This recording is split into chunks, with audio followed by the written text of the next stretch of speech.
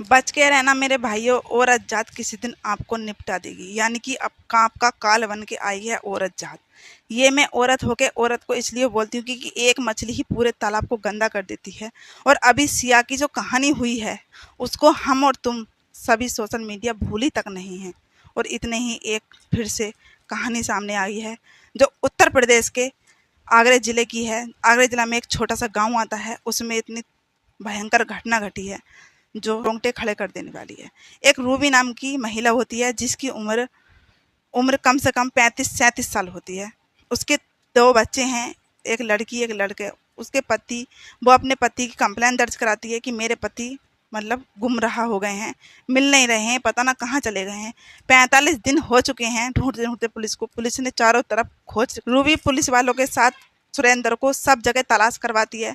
कहीं भी सुरेंद्र का पता नहीं चलता है। हर कोने का सीसीटीवी कैमरा खंगाला जाता है। गांव में जितने भी मेन रास्ते थे सब में सीसीटीवी कैमरा खंगाला जाता है, पर कहीं भी सुरेंद्र आता जाता दिखाई नहीं देता है। जिस दिन वो गुमराह हुआ था उस दिन से लेके अभी तक की कोई भी फोटो सीसीटीवी कैमरे में नहीं आई थी। पुलिस ये सोच के हैरान थी कि गया होगा, धरती निगल गई या अंबर सटक गया, उसको पता नहीं चला सुरेंद्र गया तो गया कहाँ। ये सोच के पुलिस बहुत परेशान थी। 45 दिन हो चुके थे दोनों को ढूंढ ढूंढते। सुरेंद्र की उम्र 44 साल है, जो सुरेंद्र की पत्नी है रूबी उसकी उम्र 38 साल है। इनके पास 2 बेटी हैं, एक का नाम सिद्धि है, एक का नाम रिद्धि है। रिद्धि सिद्धि दोनों बेटी हैं, दोनों बेटी अपनी दादी के पास थी।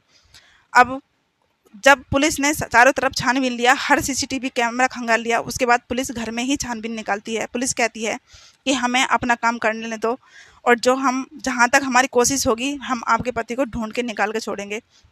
पति पे किसी को भी चंद भी विश्वास नहीं था कि इसने भी कुछ किया होगा।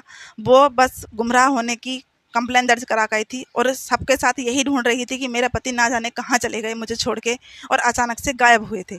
ये बोलती रही। पुलिस घर में ढूंढेड़ मचाती है, घर में कुछ भी दिखाई नहीं देता है। उसके बाद पुलिस फिर से एक बार घर में जाती है और लाठी पुलिस के हाथ में होती है। पुलिस कहीं कहीं लाठी बजा के देखती है एक बाथरूम में नई, अभी कुछ दिनों पहले टाइलें बिछी हुई हैं। टाइलें नई क्यों बिछाई गई हैं, सब में फर्श है तो बाथरूम में ही टाइलें क्यों हैं।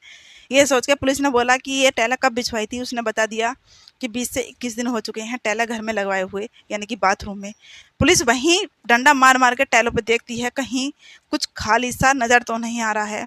उसी उसी दौरान एक एक पुलिस वाले के सामने हल्की सी टाइल में खाली सी जगह नजर आई, उस वहाँ टाइल उखेड़ के देखी गई।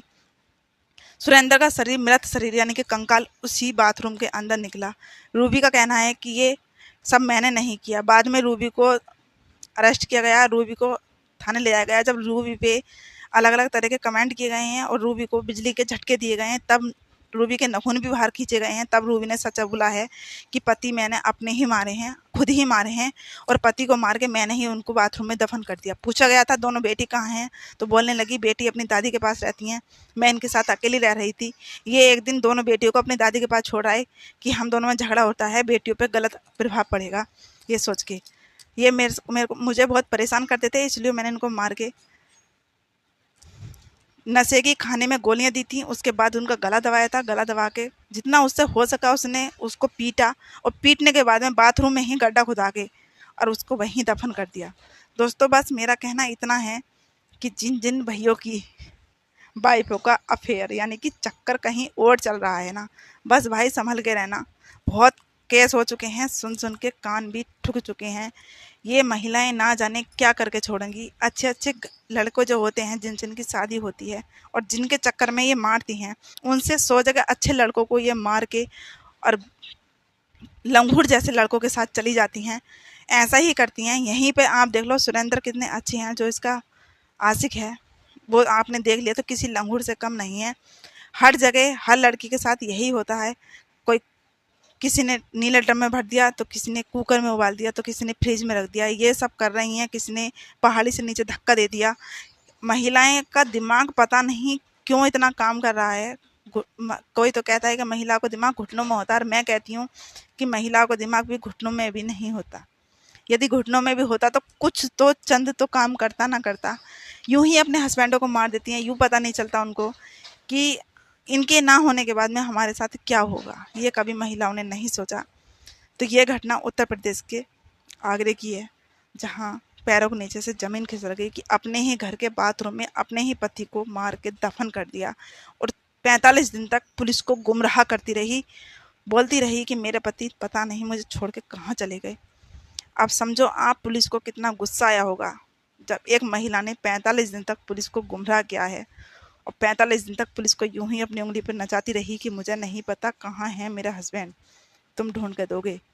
और आखिरकार उसका हस्बैंड उसके ही घर के बाथरूम के कोने में मिला, दबा हुआ, और भी कंकाल के रूप में। तो मिलते हैं एक नई वीडियो के साथ, सच्ची घटना के साथ। तब तक के लिए राधे राधे, बाय, जय हिंद, जय भारत।